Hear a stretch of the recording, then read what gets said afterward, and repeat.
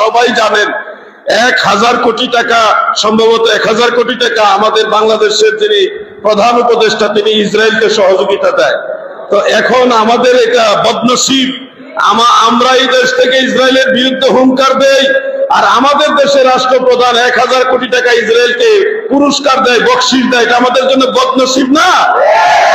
আমি বাংলার ছাত্র সমাজ, যুব সমাজ, তরুণ সমাজকে বলবো, তোমরা এক হুঙ্কারে বাংলাদেশের পরিস্থিতি, বাংলাদেশকে ভালো করার জন্য তোমরা এক হুঙ্কার দিয়ে বাংলাদেশকে পরিবর্তন করেছো। তোমরা আবার আরেক হুঙ্কার দেওয়ার জন্য প্রস্তুত হও।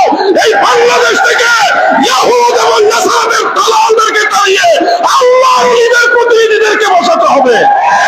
ইসরায়েলকে 100 কোটি টাকা সহায়তা দিলেন ডক্টর ইউনূস। অসুতি ইউনূস এ হলো বড় শয়তান।